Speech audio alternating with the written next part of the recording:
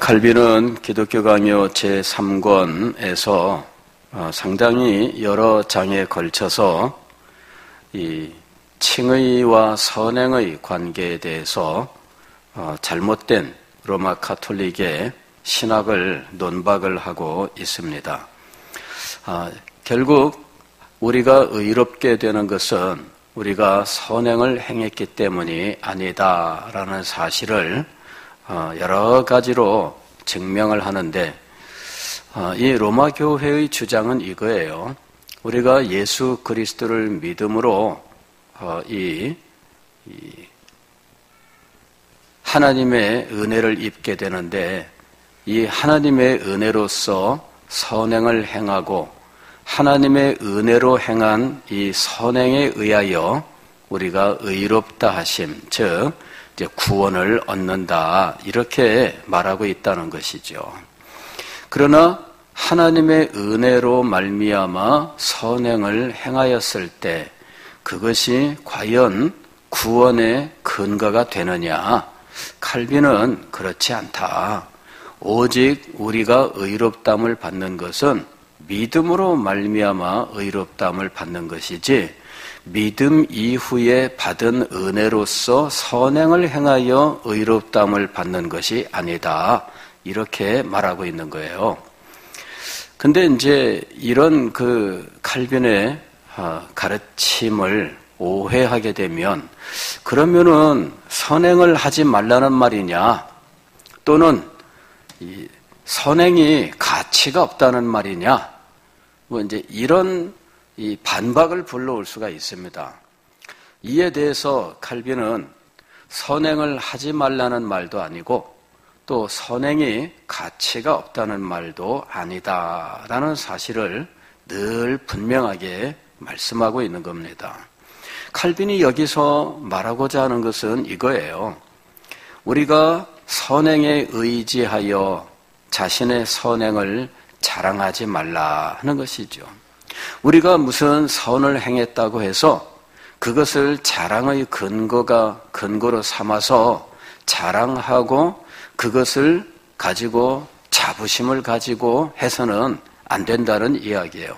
더군다나 그 자랑이 인간 앞에서의 자랑, 인간끼리의 자랑도 의미가 없는 것인데, 하나님 앞에서 자랑이라면 그것은 하등 가치가 없다, 그런 말씀을 하고 있는 거예요. 그 다음에 결국 궁극적으로는 우리가 선행을 통해 구원을 받는다라는 생각을 하지 못하게 하려고, 다시 말씀을 드리면 믿음은 가졌는데 선행이 없어서 구원을 완성하지 못한다라는 이런 주장들에 대해서 그렇지 않다라고 말을 하는 거예요. 그러나 선행이 필요 없다, 그 얘기를 하는 것은 아닙니다. 그러니까 항상 사람들이 그걸 가지고 반박을 해요. 자, 우리가 선행을 통해서 구원을 얻는 것이 아니다, 그 말을 하게 되면 언제나 그러면 우리가 선행을 하지 말아야 된다는 말이냐, 아니면은 선행이 필요 없다는 말이냐, 이런 식의 반발을 늘 하는 거예요. 그러나 칼빈은 선행이 가치 없다고 말하지 않아요. 선행은 정말 가치가 있는 거예요. 즉 인간이 거룩한 행실을 갖는다는 것, 이것은 하나님께서 기뻐하시는 일입니다. 하나님께서 자기 백성의 선한 행실, 거룩한 행위를 기뻐하신다고 하는 것은 성경에 여러 차례 말씀하고 있는 일이에요. 그럼 오늘 우리가 읽은 성경 말씀도 보게 되면, 그런즉 너는 알라 오직 내 하나님 여호와는 하나님이시요 신실하신 하나님이시라. 그를 사랑하고 그의 계명을 지키는 자에게는 천대까지 그의 언약을 이행하시며 인애를 베푸신다라고 말씀하셔요. 즉 하나님을 사랑하고 그의 계명을 지키는 자, 즉 거룩한 행위를 가지고 있는 자라는 말입니다. 즉 그의 삶에 거룩한 행실이 있는 자에게는 하나님께서 천대까지 그의 언약을 이행하시며 인애를 베푸신다라고 말씀하셔요. 1000대까지면 도대체 어느 정도의 세월일까요? 1대를 30년으로 계산을 하면 1000대면은 몇 년이 될까요? 30만 년, 그죠?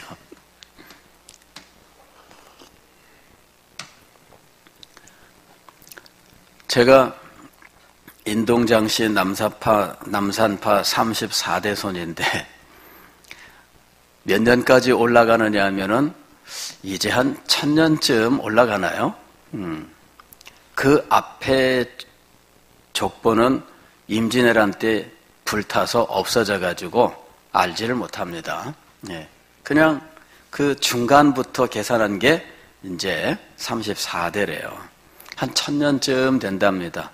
그러니까 왕건이 이 고려라고 하는 고려를 이제 나라를 세울 때 개국공신이다. 뭐 이렇게 이야기를 해요. 그러니까 뭐 한 1000년 조금 넘은 거죠. 예. 근데 30만 년이면은 아이고 그 족보 그거 어디다 두겠어요? 예. 엄청난 거죠. 이거는 사실은 영원히라는 의미를 갖는 거예요. 영원히. 하나님께서 은혜를 영원히 베푸셔요. 인애, 즉 사랑을 영원히 베푸셔요. 어떤 사람에게? 하나님을 사랑하고 그 계명을 지키는 자에게. 하나님께서 거룩한 행실을 가진 사람을 기뻐하시고 그의 그 행위를 얼마나 인정하시는지 하는 것을 오늘 우리는 이 말씀을 통해서 알 수가 있습니다. 그러나 이 말씀이 곧 선행이 구원을 가져온다 이것을 의미하는 건 아니에요. 성경을 보면은 하나님께서 계명을 지키는 것을 기뻐하시고 계명을 지키는 것을 인정하시고 계명을 지키는 자를 축복하시고 이런 말씀들이 많이 나오고 있습니다. 그러나 그것이 구원을 주신다 하는 의미를 갖고 있지는 않아요. 그리고 그것이 죄악 가운데 빠져 있는 자가 계명을 지켜 구원을 얻는다라는 말을 의미를 전하고 있지 않아요. 항상 그것은 누구에게 하시는 말씀이냐 하면은 하나님의 백성들, 즉 언약의 백성이 언약의 신실한, 즉 언약을 지키기 위하여 계명을 지키는 것을 의미하고 있는 거예요. 언약의 백성이 그 언약의 조건이 되는 계명을 지키는 것을 하나님께서 기뻐하시고 그 언약을 지킨 자에게, 즉 언약을 위하여 계명을 지킨 자에게 하나님께서 축복하신다라고 하는 말씀을 전하고 있다라고 하는 거예요. 그러니까 이 성경을 읽으면서 성경을 우리가 어떻게 읽어야 될까 하는 이 기본적인 이 원리를 우리가 잘 이해를 해야 됩니다. 교회 역사를 보면은 과거에 이 스콜라주의자라고 부르는 신학자들이 있었어요. 이 스콜라주의자라고 불리우는 이 신학자들은 이 중세 이 로마 카톨릭을 이루는 신학자들을 의미하는데 이 사람들을 우리는 스콜라주의라고 불러요. 그런데 그 사람들이 했던 신학을 스콜라 신학이라고 부릅니다. 그런데 이 스콜라 신학은 그 원리가 무엇이냐면은 성경 없이 성경의 진리를 이해할 수 있도록 진리를 진술하는 것을 목적으로 해요. 즉 성경 없이 성경의 진리를 이해시키는 것, 그리하여 그 진리를 믿게 만드는 것, 이것이 스콜라 신학의 목적이에요. 그 동기는 굉장히 선하고 아름다운 것이었어요. 왜냐하면은 이 스콜라 신학이 형성되던 때에 그때 한창 이 도전해 오던 종교가 있었는데 그것이 이슬람입니다. 이슬람이라고 하는 종교가 이제 이 아라비아 반도 그 사막에서 생겨가지고 이것이 소아시아를 점령하고 그리고 북아프리카를 점령하고 그리고 또 동쪽에서는 이제 이 유럽으로 이렇게 건너오는 이런 상황이었습니다. 그러니까 이슬람이 굉장히 넓은 지역을 지금 차지하는데, 이슬람이 차지한 그 지역은 과거에 기독교가 왕성하던 지역입니다. 최초의 기독교회가 생겼던 예루살렘, 그리고 유대, 사마리아, 소아시아 지방, 그리고 교회가 왕성하게 퍼져갔었던 이 로마와 그 다음에 북아프리카, 이런 모든 지역들 가운데에서 지금 로마와 동로마 쪽만 남아있고, 그 다음에 소아시아하고 북아프리카는 이슬람한테 다 지금 점령을 당한 상황이었어요. 그래서 이 스콜라 신학자들이 이슬람 사람들에게 이 기독교 진리를 전달을 하고 그들을 복음화시켜야 되겠는데, 이 사람들이 성경을 알지 못한다는 거죠. 성경을 알지 못하는 사람들에게 어떻게 기독교 진리를 납득시킬 수 있을까? 그래서 이 사람들이 기독교 진리를 성경 없이 증명하고자 했던 거예요. 그들의 그 의도 자체는 굉장히 선하고 아름다웠어요. 그래서 성경 없이, 자, 하나님은 왜 삼위일체 하나님인가? 왜 하나님은 독생자를 이 세상에 보내셔야 했는가? 독생자는 왜 하나님이면서 사람이셔야 했는가? 이런 것들은 기독교의 핵심되는 진리들인데, 이런 핵심들을 성경 없이 증명하고자 한 거예요. 그러니 성경 없이 이것을 증명하려고 할 때 동원되는 도구가 무엇입니까? 그때 동원되는 도구가 철학과 논리예요.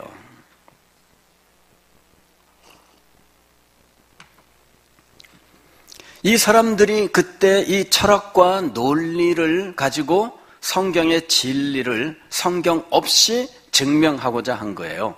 그리고 이 철학적인 작업에 가장 많이 동원되었던 도구가 아리스토텔레스.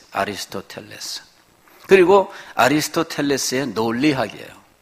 이러한 도구들을 가지고 이 성경 진리를 묵상을 하고, 그것이 과연 인간의 이성으로도 합리적일 수밖에 없다. 그래서 인간의 이성을 정당하게 사용하면 이 논리를 받아들일 수밖에 없다. 진리를 믿을 수밖에 없다라고 생각을 한 거예요. 그렇게 해서 이 사람들이 성경 없이 성경의 진리를, 철학의 논리를 가지고 설명하고자 했는데, 그 작업이 이 스콜라 신학자들의 작업이에요. 자, 이렇게 되니까 결국 어떤 결과가 오느냐 하면, 성경의 배경이 성경 진리와 서로 나뉘어지게 되는 거예요. 성경의 진리와 성경의 배경, 이것이 함께 가야 그 의미가 제대로 전달되는 것인데, 성경 진리와 성경의 배경이 서로 나뉘어지게 된 거예요. 그런데 이것을 더 조장하는 일이 벌어졌는데, 그것은 소위 말하면은 우리가 흔히 르네상스라고 부르는 거예요. 문예부흥이라고 하는 것이 일어나면서 고대 문서들을 해독하는 일들을 힘쓰게 되고, 이러면서 그리스 철학들이 유럽에 많이 소개가 돼요. 그러면서 사람들이 합리적인 사고를 하고, 그러면서 점점 이 교회의 권위로부터 떠나게 돼요.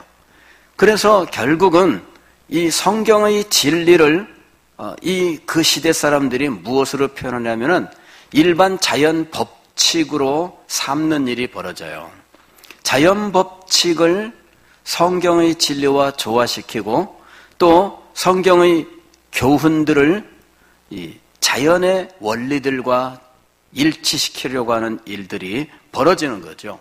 점점 성경과 상관없이 인간의 논리만 가지고 성경의 진리를 이야기하는 상황까지 가요. 그 시대 사람들이 십계명을 표현하는 또 다른 말이 무엇이었느냐면 도덕법이라는 말이었어요. 십계명을 무엇이라고 불렀냐면은 도덕법이라고 불렀어요. 십계명은 과연 도덕법인가? 모든 사람이 경건한 믿음을 가지고 있는 시대의 도덕은 하나님을 섬기는 것으로부터 시작하기 때문에 십계명 그 자체로 도덕법이라고 하는 것이 의미가 있습니다. 왜냐하면 십계명의 제1계명은 너는 나 외에 다른 신을 내게 두지 말지니라. 그래서 도덕법의 제1조가 무엇이냐면은 하나님 이외에는 하나님이 없다라고 하는 것이거든요. 그게 도덕이에요. 그러나 지금 우리가 도덕이란 말을 쓸 때에는 그 도덕에 하나님이 존재할까요? 존재하지 않을까요?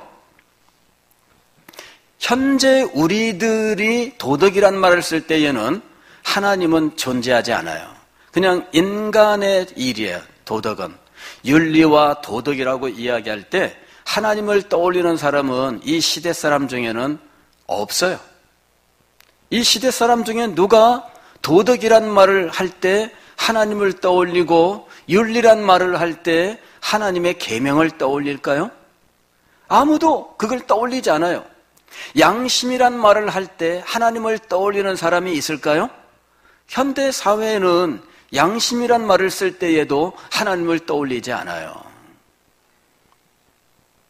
벌써 이 양심과 도덕에서 하나님이 빠진 지 오래되었다는 거죠. 몇백 년의 세월 속에 처음 이 양심이란 말을 쓸 때, 처음 도덕법이란 말을 쓸 때, 그때에는 거기에 분명히 하나님이 있었어요. 인간의 도덕은 하나님으로부터 시작을 하는 것이 맞는 거죠. 왜? 십계명이라고 하는 것이 인간의 도덕법이라면 그 도덕 속에는 하나님이 제1조 1항에 있다는 거예요. 나는 너를 애굽 땅에서 인도하여낸 너의 하나님이다. 그러므로 나 외에는 다른 신이 내게 없다라고 하는 것이죠. 그래서 처음 도덕법은 하나님이 제1조 1항에 있었으나 세월이 흐르는 동안에 사람들은 어느덧 도덕으로부터 하나님을 모두 빼버렸어요. 그리고 윤리로부터 하나님을 모두 제거해버리고 말았던 거죠. 근데 그런 일들은 성경의 배경 없이 성경의 진리를 말하는 이것에서부터 시작된 거예요. 이것 자체가 위험했던 겁니다.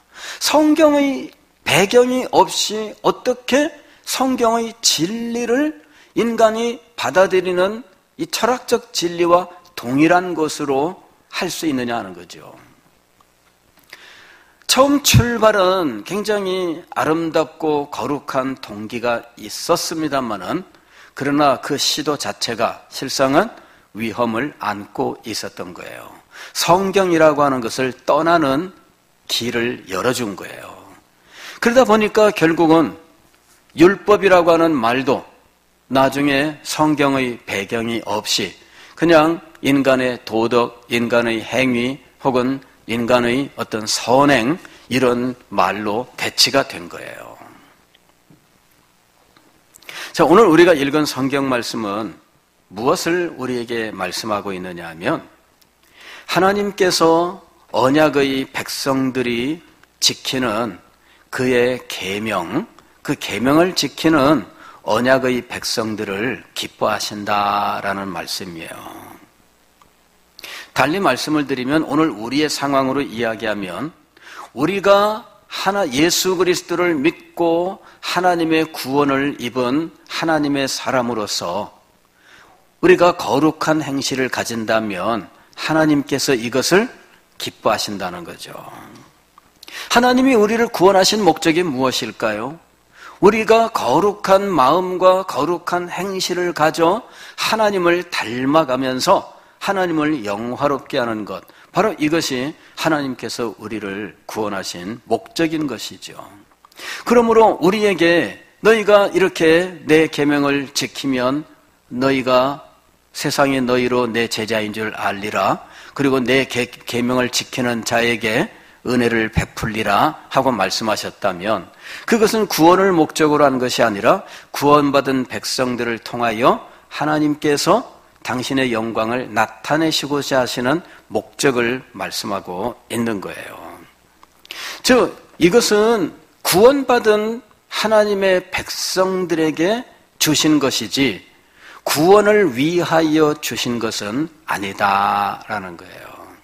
다시 말씀을 드리면 선행은 구원을 목적으로 하는 것이 아니라 구원받은 하나님의 백성들이 하나님의 뜻을 이루기 위하여 행하는 것이에요. 구원을 목적으로 하는 것이 아니라는 이야기예요. 그러니까 그리스도인들은 구원을 위하여 거룩한 행실을 갖는 것이 아니라 하나님을 기쁘시게 하며 그 영광을 위하여 거룩한 행실을 가져야 한다라고 하는 것이죠. 그리고 하나님께서는 그와 같은 거룩한 행실을 기뻐하시고 또 그 행실을 행하는 자들을 축복하신다라고 하는 것이에요. 이것은 성경적 배경이 무엇인지 알아야 이해할 수 있는 거예요. 가령 언약의 백성들이 계명을 지켜 하나님의 축복을 받는다라고 하는 것은 모세가 이스라엘 백성들을 애굽 땅에서 인도하여서 시내산에 이르러서 시내산에서 하나님과 언약식을 할 때 그때 하나님이 선포하신 말씀이에요. 가령 출애굽기 19장 5절 6절 말씀을 보면 이렇게 말씀하십니다. 세계가 다 내게 속하였나니 너희가 내 말을 잘 듣고 내 언약을 지키면 너희는 모든 민족 중에서 내 소유가 되겠고 너희가 내게 대하여 제사장 나라가 되며 거룩한 백성이 되리라. 여기서 너희가 내 말을 잘 듣고 내 언약을 지키면 너희는 내 소유가 되고 내 나라, 내 백성이 된다라는 이야기예요. 내 소유가 되겠고 이건 뭐냐면은 지금 세계가 다 내게 속하였나니 그랬어요. 이 말씀은 뭐냐면은 온 세계에 수없이 많은 나라와 민족들도 모두 다 하나님의 것이라는 거예요. 그런데 그렇게 많은 나라와 민족 가운데 너희만 내 소유가 된다라는 말씀이에요. 너희만. 무엇에 의해서? 언약에 의해서. 언약에 의해서 너희만 내 소유가 된다라는 이야기예요. 여기 소유라고 하는 것은 어떤 그 물건의 소유라는 개념이 아니라 나라와 백성들이 왕에게 소유된다라는 의미예요. 가령 여기 너희가 내 소유가 되게 모든 민족 중에서 내 소유가 되겠고 이 땅의 모든 민족들도 다 하나님께 속한 하나님의 것임에는 틀림이 없어요. 그러나 하나님께서 언약의 백성들만을 특별히 내 소유라고 불러요. 이때 소유라는 것을 해석을 계속해서 하고 있는데 너희가 내게 대하여 제사장 나라가 되며 거룩한 백성이 되리라 하고 해석을 하셔요. 즉 나라와 백성으로 해석을 하고 있다는 거예요. 소유라고 하는 것은 나라와 백성이다 이렇게 계속해서 해석을 하고 있어요. 이건 무엇을 의미하느냐 하면은 우리가 왕국에서 살지 않기 때문에 이 말씀이 무슨 의미인지 잘 몰라요. 왕국이면은 어떤 일이 벌어지느냐 하면은 누가 왕이 되느냐에 따라서 그 나라가 소유권처럼 왔다 갔다 해요. 현대 사회는 이제 그런 일들이 지금은 일어나고 있지 않아요. 그런데 옛날 유럽에서는 어떤 일이 벌어졌느냐 하면은 어떤 사람이 이제 이 나라를 상속받는 거죠.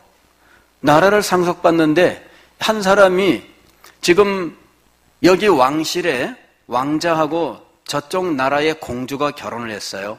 이래가지고 그 사이에서 아들이든 딸이든 낳으면 이 자녀는 양쪽 나라의 상속자가 돼요. 그래서 최대한 어떻게 될 수 있느냐 그러면은 두 나라를 동시에 다스리는 왕이 될 수 있는 거예요. 그런 일들이 실제로 일어납니다. 예. 그래서 그 문제 때문에 굉장히 골치 아픈 정치적인 문제들이 일어나요. 가령 영국 공주하고 프랑스 왕자하고 결혼했어요. 그래가지고 그 사이에서 아들이 나왔는데 프랑스 왕자가 나중에 프랑스 왕위를 계승했어요. 그러면 이 왕자는 프랑스 왕위를 이어받는 상속자예요. 그런데 동시에 어떤 권한도 있느냐 하면 이쪽 영국의 정치 상황에 따라서는 공주의 아들이기 때문에 영국의 왕도 될 수 있는 계승자가 되는 거예요. 계승 서열이 있어요. 계승 서열이 있는데 그때 당시에는 사람들이 잘 죽잖아요. 그래서 다른 사람이 왕이 됐는데 죽어. 후사가 없으면 가까운 친척이 그 다음 계승을 하게 돼요. 이러면은 이 사람은 프랑스 왕자로 프랑스 왕이 될 사람인데 영국 왕이 되잖아요. 그러면 영국 국민들은 이걸 좋아할 거예요? 좋아하지 않을까요? 좋아하지 않죠. 이래서 복잡한 정치적인 술수들이 나타나기 시작하는 거예요. 복잡하게 얽히고 설키고 전쟁이 일어나기도 하고 막 그럽니다. 자, 왕위 계승 서열이라는 것 때문에 온갖 문제가 일어나는데 실제로 여러 나라를 동시에 자기가 상속하고 그 다음에 아들, 딸을 여러 명 낳으면 각자에게 하나씩 나눠줘. 그런 일들도 얼마든지 일어났어요, 역사 속에서. 그러니까 나라가 결국은 뭐 부동산 소유하는 것처럼 집 한 채 나눠주는 것처럼 그렇게 상속이 가능했다는 거예요. 이게 소유입니다. 그래서 너희가 내 말을 잘 듣고 내 언약을 지키면 너희는 모든 민족 중에서 내 소유가 되겠고 라고 얘기했는데 이 부분을 해석을 했는데 너희가 내게 대하여 제사장 나라가 되며 거룩한 백성이 되리라. 그러시면서 이스라엘 백성과 언약식을 맺어요. 십계명을 반포합니다. 그리고 하나님께서 이 모세를 통하여 십계명을 어떻게 지킬 수 있는지 율법을 가르쳐 주셔요. 그리고 너희가 내 말을 듣고 지켜 행하면 하면서 축복을 약속하시는데 신명기서 28장에 이 축복에 대해서 아주 길게 이 축복에 대해서 말씀을 해요. 너희가 들어가도 복을 받고 나가도 복을 받고 너희의 떡반죽이 복을 받고 광주리가 복을 받고 그냥 꼬리가 되지 아니하고 머리가 되며 막 그러면서 막 축복이 막 길게 나오죠. 이건 누구에게 축복하시는 거예요? 언약을 지키는 언약의 백성들에게. 그리고 언약을 지키지 않으면, 즉 계명을 지키지 않으면 그들에게 내릴 저주에 대해서 길게 말씀하셔요. 언약을 지키지 않으면 하나님께서 그들을 버려요. 그러시면서 이방 나라가 와서 너희를 멸망시킬 것이다. 너희는 이방 나라의 포로로 붙잡혀 갈 것이다. 그러면서 벌써 신명기서 28장에서는 계명을 지키지 않는 자에게 내리시는 저주에 대해서도 굉장히 길게 말씀을 하고 계셔요. 자, 그러면 목적은 무엇일까요? 구원을 받기 위해서 이렇게 말씀하시는 것일까요? 하나님의 백성으로서 바르게 살게 하기 위해서 이렇게 말씀하시는 것일까요? 하나님의 백성으로 바르게 살게 하시기 위해서요. 그들이 계명을 지켜서 비로소 하나님의 백성이 되는 것이 아니라 계명을 지켜서 하나님의 백성다움을 나타내는 거예요. 그들은 이미 하나님의 백성입니다. 계명을 지켜야 하나님의 백성이 되는 것이 아니라 계명을 지킴으로 하나님의 백성다움이 나타나는 거예요. 여러분, 우리가 이런 거 있잖아요. 제가 고등학교 입학을 했더니 학교에서 학칙이라고 하는 것을 가르쳐요. 그러면서 선생님들이 우리 학교의 전통 이러면서 선배들이 지켜왔었던 전통에 대해서 말씀을 하셔요. 내가 그것을 지키면 그 학교 학생으로 입학이 허가되는 걸까요? 아니면 그 학교 학생다움이 나타나는 것일까요? 그 학교 학생다움이 나타나는 거예요. 즉, 명문학교일수록 그 학교 학생으로서 지켜야 할 어떤 모습들이 전수되어 내려왔어요. 우리 학교 학생은 이렇다, 이런 것이 있었어요. 그러면 그것을 행하면 비로소 그 학교 학생이 되는 걸까요? 그렇지 않습니다. 이미 그 학교 학생이에요. 다만 그 학교 학생답게 그 학생다운 모습, 이것이 나타나는 것이죠. 그러니까 율법이라고 하는 것은 구원을 얻기 위하여 주신 것이 아니라 하나님의 백성다움을 나타내기 위해서 주신 거예요. 이것이 율법을 주신 목적입니다.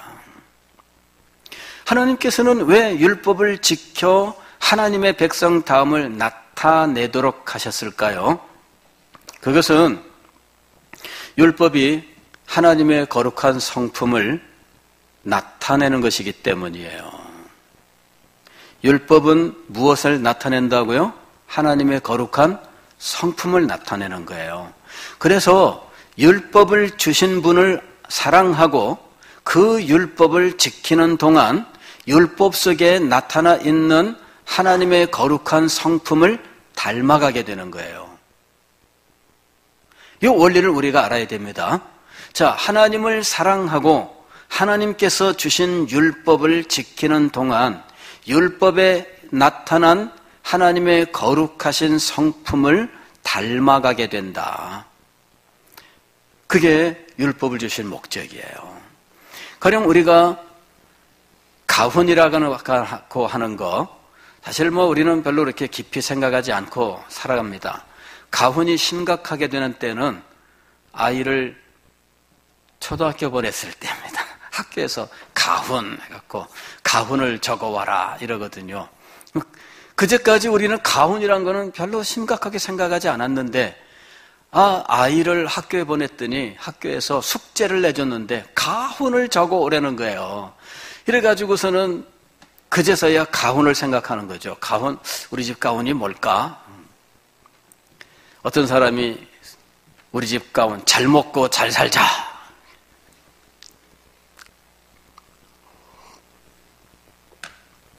자, 잘 먹고 잘 살자. 이렇게 가훈을 정했어요.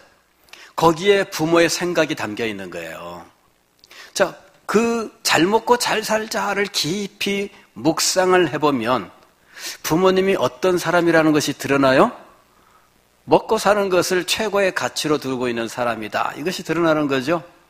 그래서 그 사람의 삶을 보게 되면은 잘 먹는 거를 최고의 가치로 여겨.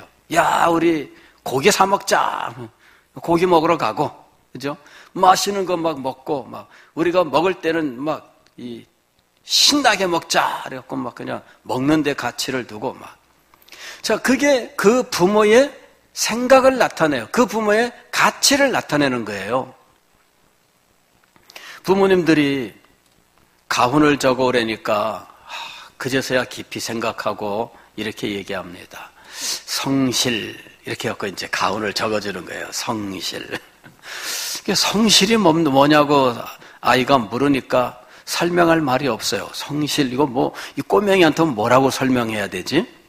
자, 꼬맹이한테 성실을 뭐라고 설명해야 되겠어요? 그래서 성실을 설명할 수 있는 일들을 몇 가지 예를 들어서 설명을 해주는 거죠. 응? 네가 사람들을 대할 때 진실하게 대해야 된다. 이 꼬맹이가 초등학교 1학년짜리가 진실하게 대해야 된다. 이거 이해할 수 있을까요? 참 힘들고 어려운 문제예요. 예. 자, 이 가훈 속에는 부모의 소망이나 혹은 부모의 가치관이 담기게 돼 있어요. 하나님께서 이스라엘 백성들에게 율법을 주셨습니다. 그 율법 속에는 하나님의 선하심, 하나님의 인자하심, 하나님의 의로우심, 이 모든 것들이 담겨 있다는 거죠. 그리고 율법은 하나님께 대하여 드리는 제사 제도와 또 한 공동체를 이루어 살아가는 삶과 개인의 성품에 대한 교훈들을 담고 있어요. 그것을 통해서 하나님이 어떤 분이신지를 나타내고 있는 거죠. 그래서 우리가 율법을 지킬 때에는 이것을 하나의 계명으로 지키는 것이 아니라 깊이 묵상을 하고 그 의미들을 깨달으면서 그것을 주신 하나님을 깨닫고 지키는 자리에 나가야 된다는 거예요. 이것이 율법을 지키는 참된 자세입니다. 단지 법조문으로서 이것을 지키는 것은 제대로 지키는 것이 아니에요. 가령 이런 거예요. 법조문으로서 예전에 이런 것이 있었습니다. 경범죄 처벌 이런 것이 있었어요.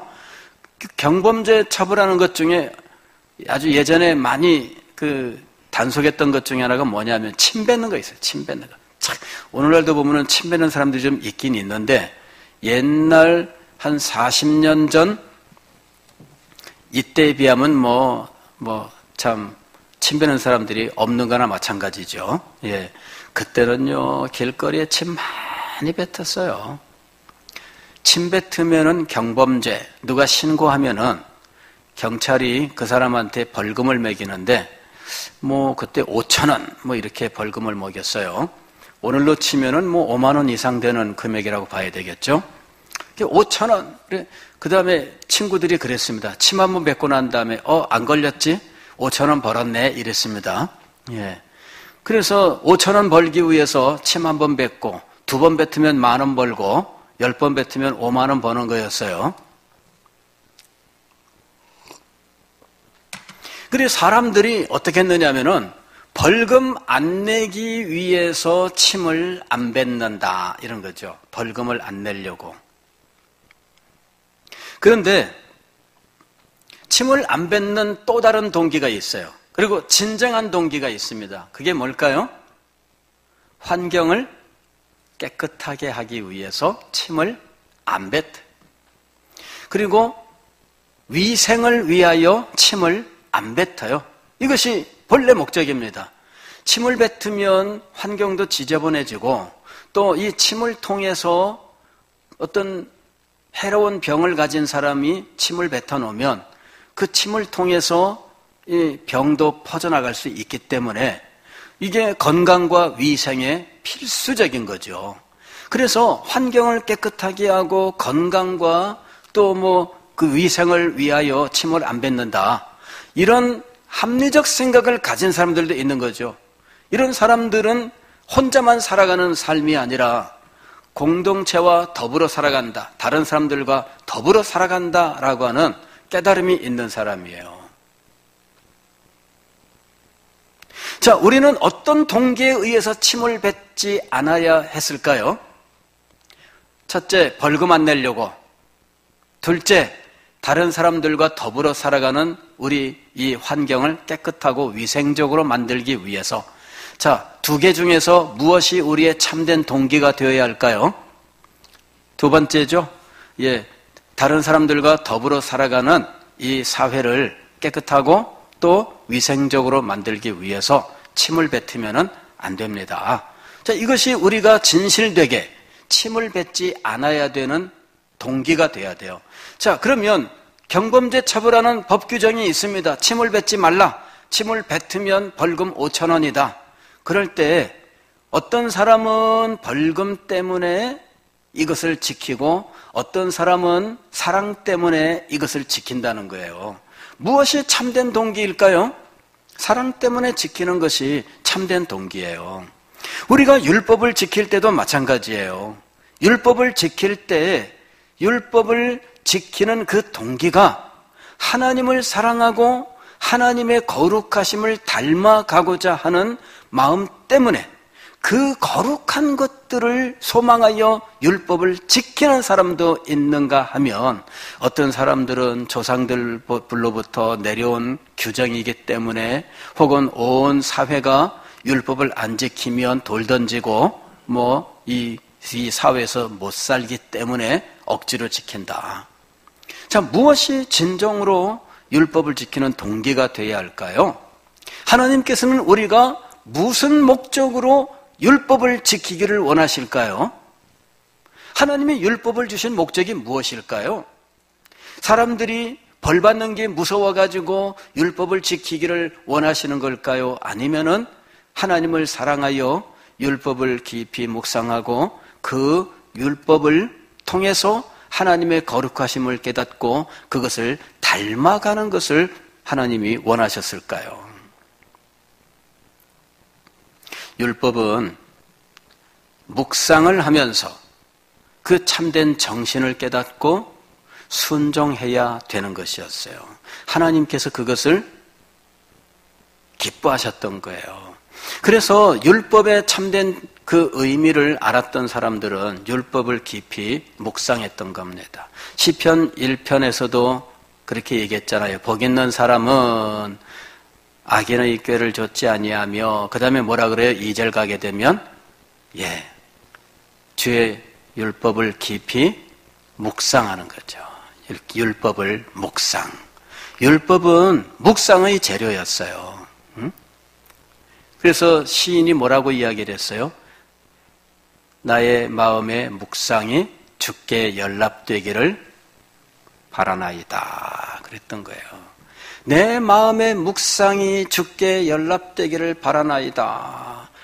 무엇을 묵상하는 것이었을까요? 율법을 묵상하는 것이었어요. 시편 119편에 보게 되면은 내가 주의 율법을 묵상하려 하여 잠에서 깨었습니다. 이렇게 고백하는 장면이 나와요. 율법을 묵상하려 하여 그랬습니다.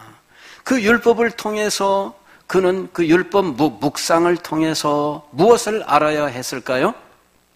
아, 법조문이 이렇구나? 그게 아닙니다. 이 조문을 주신 하나님이 어떤 분이신지를 깨닫는 거예요. 그것이 율법 묵상의 목적입니다. 가령 하나님께서 이렇게 말씀하셨어요. 내 떡을 시냇물에 던져라. 버리라는 말이었을까요? 아닙니다. 저 아래쪽에서 가난한 사람이 먹을 것이 없어서 그저 물이라도 마시려고 물가에 와서 엎드려 물을 마시는데 물 위에 뭐가 동동동동 떠내려와요. 보니까 빵이야. 누가 빵을 여기다가 물에다 던졌지? 그 빵을 건져 먹고 힘을 얻었어요. 그리고 그 사람이 그날 새 힘을 얻고 이 사람의 인생이 변화되었는데 큰 인물이 되었어요. 자, 나는 그냥 율법을 따라서 가진 내 음식 그냥 물에다 던졌는데 그것이 나중에 우리나라를 위해서 큰 인재를 살려내는 일이 된 거죠. 무슨 일이 벌어질지 알 수 없어요. 다만 하나님께서 그 계명을 주셨는데 계명을 그냥 의미 없이 그냥 행하면 어떻게 되겠어요? 그러면 그에게 아무런 의미가 없어요. 그러나 그 계명을 깊이 묵상했습니다. 시냇물에 빵을 던지라. 이 도대체 무슨 의미일까? 이것을 명령하신 하나님의 선하심과 그분의 주권을 깊이 묵상하면서 하나님께서는 이것을 통해서 물밖에 먹을 것이 없는 사람, 그래 먹을 것이 없어서 와서 물이나 마시자 하고 물 마시러 온 사람을 살리려고 하시는구나. 즉 우리는 이 사회에 아직도 어려움 중에 있는 사람들이 있다는 것, 우리가 알지 못하는 가운데 그런 고통 중에 있는 사람들도 도움을 입어야 한다는 것, 그리고 그런 사람들을 통해서 또 어떤 역사가 일어날지 알 수 없다는 것. 우리는 그 묵상을 통해서 그 계명을 지켜야 하는 참된 동기를 갖게 되는 거예요. 하나님, 정말 하나님은 이렇게 선하시고 인자하신 분으로서 이 일을 행하게 하신 것이군요. 그래서 그 다음부터는 이 사람이 기계적으로 하는 것이 아니라 진실된 소망을 담아서 행하게 되는 거예요. 즉 계명을 지키는 그 사람이 기계적으로 행할 수도 있고 참된 마음으로 행할 수도 있어요.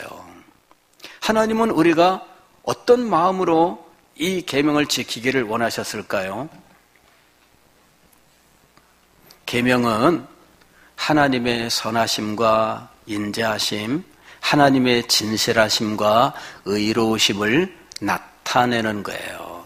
그래서 우리가 하나님의 계명을 깊이 묵상하면서 그 계명을 하나님을 사랑하여 지키라고 하셨던 겁니다. 그때 우리들의 생각, 우리들의 마음 자세가 하나님의 계명의 참된 정신을 따라서 바르게 세워지는 거예요.